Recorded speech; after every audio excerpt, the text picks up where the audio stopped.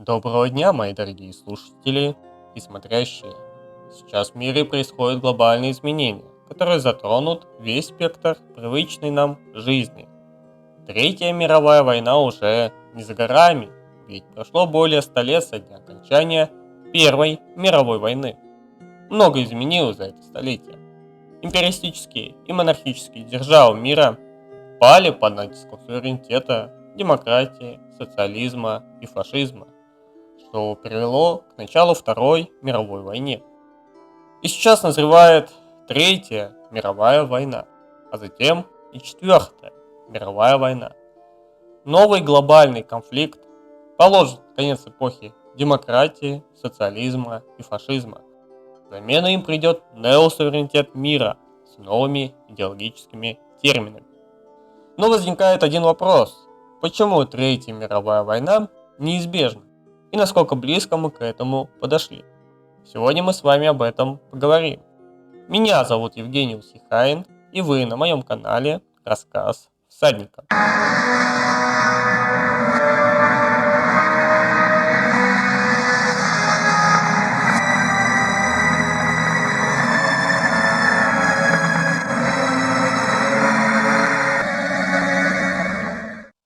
Чтобы понять, почему Третья мировая война неизбежна, нам необходимо взглянуть на историю XIX века и понять причины возникновения Первой мировой войны.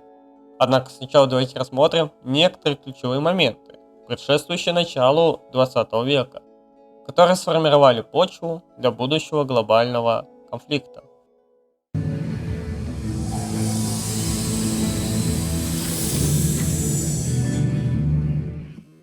В конце XIX века мир был однополярным.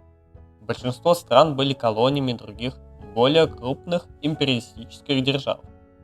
Этот период в истории называется «гонкой за колониями», когда европейские державы боролись за контроль над африканскими и азиатскими территориями. Важным моментом начала XX века стала явная тенденция к империализму, колониализму, работорговле и экспансии. Империи, такие как британская, германская, французская и российская, стремились к расширению своих владений и влияния в разных уголках мира. Эта гонка за колониями и ресурсами создавала напряженность в мировой политике. Еще одним важным моментом стало восстание боксеров в Китае, которое произошло в 1899 году. Оно продлилось до 1901 года. Это восстание привело к вмешательству иностранных держав в дела Китая и раздел страны на сферы влияния. Это столкновение интересов мировых держав стало одним из сигналов грядущих конфликтов. Другим событием, оказавшим влияние, был марокканский кризис, который произошел в 1905 году. Оно продлилось до 1906 года, в ходе которого Германия попыталась испытать мировых держав на прочность и получить участие в делах Марокко. Этот кризис также усилил напряженность и международное соперничество. Важно отметить, что в тот период мир не знал такого количества суверенных стран, как в современном мире. В конце XIX века существовало всего лишь 44 независимых государств с полным суверенитетом. Тогда на политической карте мира сформировался однополярный мир, и этот мир консолидировался благодаря самодержавию.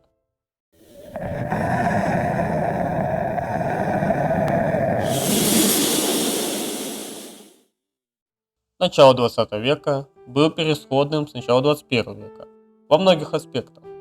Глобальная экономика и геополитические отношения между независимыми империалистическими странами развивалась стабильно.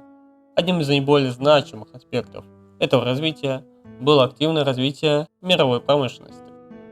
Важно подчеркнуть, что в конце 19 века происходило значительное преобразование промышленной сферы. Промышленные технологии стали более сложными и эффективными. Производство стало более механизированным и автоматизированным, что привело к увеличению производительности труда и росту экономической мощи многих стран. Этот технологический прорыв сравним тем, как в нашем современном мире развивается информационная и высокотехнологичная индустрия. Важным аспектом этого периода было также внедрение новых технологий в сельское хозяйство и производство продуктов питания. Это позволило обеспечить население более качественной и доступной пищей, что содействовало росту жизненного уровня. Со свободным доступом к образованию и развитию свободной прессы люди начали более осознанно воспринимать мир вокруг себя. Знание стало более доступным и широко распространенным, что позволило гражданам задавать более сложные и удобные вопросы своим правительствам. Каждое независимое самодержавие реагировало на эти изменения по-своему. Некоторые страны осуществляли реформы, совершенствуя политические и экономические системы в соответствии с новыми реалиями. Другие страны, однако, не были готовы к таким изменениям и предпочли использовать конфликты с другими странами, чтобы отвлечь внимание своих граждан от внутренних проблем и укрепить свои позиции. Этим воспользовались империалистические государства, такие как Германская империя и Российская империя. Для самодержавных стран эту войну можно назвать семейной войной или братской войной, так как большинство монархов того времени были связаны родственными узами. Одной из ключевых причин Первой мировой войны стало укрепление национальных государств и распространение национализма в Европе. Национальные движения и националистические идеи стали мощной силой в конце XIX и в начале XX века. Национальные группы стремились к суверенитету и независимости от империи, в которой они проживали. Это создавало напряженность в регионах, где разные национальности проживали бок о бок, и привело к конфликтам, такими как сербско-австрийский конфликт, который был одной из предпосылок Первой мировой войны. Другим важным фактором, усугубившим международную напряженность, были военные гонки и военные альянсы между странами. Великобритания, Германия, Франция и другие державы усилили свои вооруженные силы, стремясь создать преимущество над потенциальными конкурентами. Эта гонка за вооружением вызвала беспокойство в мировой политике и повышала вероятность конфликта. Кризисы и инциденты, такие как Сараевский инцидент, стали искрами, которые подожгли пороховой бочонок Европы. Убийство архидука Франца Фердинанда в Сараеве, который произошел в 1914 году, стали поводом для начала Первой мировой войны. Этот кризис показал, как международные отношения могут развиваться до степени, когда война становится неизбежной. Первая мировая война началась 28 июля 1914 года и длилась до 11 ноября 1918 года, тем самым разрушила стабильность империалистического мира самодержавия.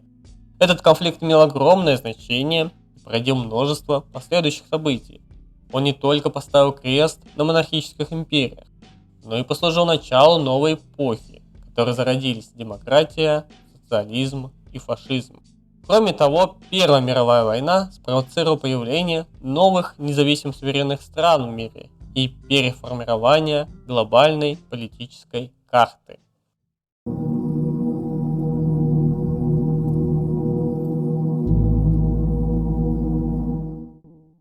И вот мы возвращаемся к современности. История Первой мировой войны в начале 20 века имеет схожие параллели с начала 21 века. Мы видим, что в начале 20 века произошел такой же резкий скачок в промышленном развитии, аналогично тому, что наблюдается в нашем 21 веке. В области технологического развития. Тогда, в начале 20 века, мир переживал эпоху индустриализации и роста производства, что привело к значительным изменениям в экономике и в обществе. Механизация и автоматизация производства способствовали увеличению производительности и расширению доступа к товарам.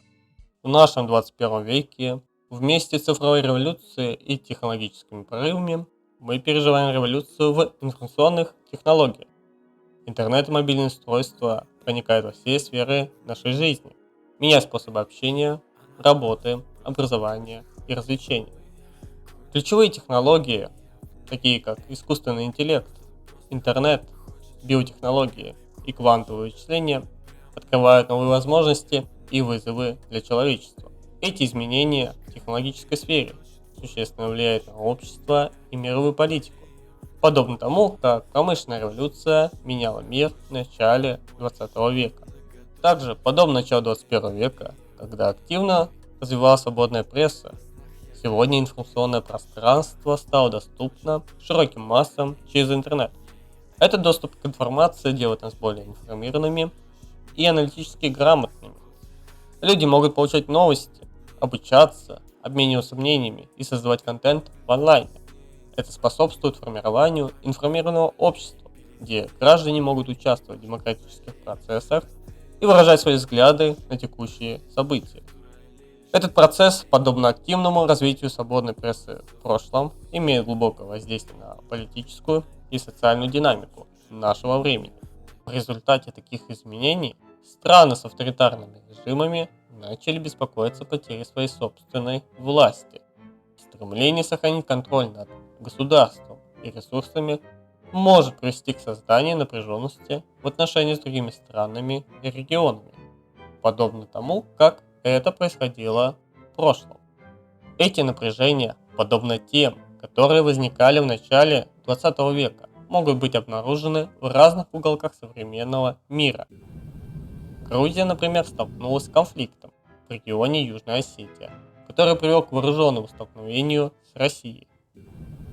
В Сирии до сих пор продолжается гражданская война с участием разных мировых держав и других заинтересованных стран в этом конфликте.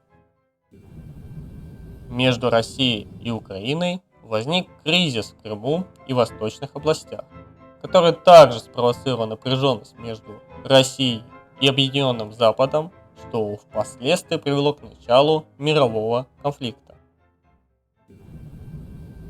Палестинский сектор Газа под управлением Хамаса напал на государство Израиль, что спровоцировал войну в Ближнем Востоке и продолжил израильско-палестинский конфликт. Каждая враждующая сторона желает получить полный контроль над территорией древнего Израиля, что является еще одним сигналом о том, что мировая война уже началась. Между Сербией и статус Косово остается одной из нерешенных горячих точек на Балканах. Вероятно, в скором времени может стать источником нового вооруженного конфликта. Но если вдруг Сербия захочет поменять свою политическую риторику, то этот конфликт никогда не произойдет. На Тайване наблюдается напряженное отношение с Китаем, который считает остров своей неотъемлемой территорией. Китай сейчас находится в ожидании и оценивает ситуацию в мировой политике, особенно на фоне украинского и израильско-палестинского конфликта. Вторжение Китая в Тайвань может стать неожиданным событием для мирового сообщества.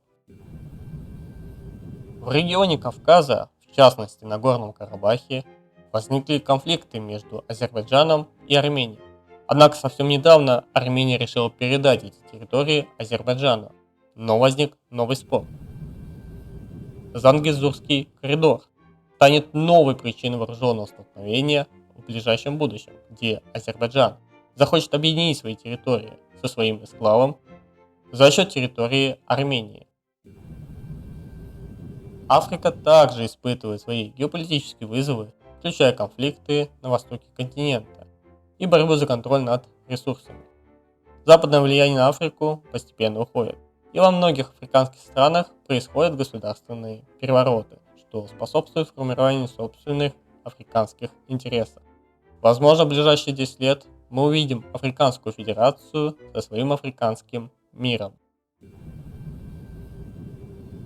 Корейский полуостров остается одним из наиболее напряженных регионов мира, где Северная Корея продолжает развивать свои ядерные возможности, вызывая беспокойство в мировом сообществе. В настоящий момент между севером и югом происходит высокая напряженность, которая может привести к новому вооруженному конфликту. И этот конфликт может закончиться ядерной войной. Важно отметить, что многие из этих конфликтов и напряжений обусловлены различными интересами разных стран и региональными амбициями. Также существуют незавершенные вопросы, касающиеся территориальных границ и национальной самоопределенности, которые могут обострять напряженность. Одним из ключевых факторов усиления напряженности является старшее поколение лидеров, которые стремятся сохранить свою власть и контроль над государством. Иногда они не готовы к радикально политическим реформам. и могут прибегать к внешней эскалации конфликта, чтобы укрепить свои позиции и отвлечь внимание общества от внутренних проблем. Все эти факторы вместе создают сложную и нестабильную мировую картину, которая скоро уже приведет или уже привела к Третьей мировой войне. Поэтому важно сравнивать Третью мировую войну не со Второй мировой, а с Первой мировой войны, так как история показывает нам аналогичные моменты, такие как резкий взлет развития промышленности в начале 20 века и цифровая революция в начале 21 века. Ведь Вторая мировая война возникла на фоне мирового кризиса и новых политических идеологических формирований. Как показывает историческая практика, после Третьей мировой войны в середине 21 века возникнет Четвертая мировая война. Но о нем мы с вами поговорим в другом видеоролике.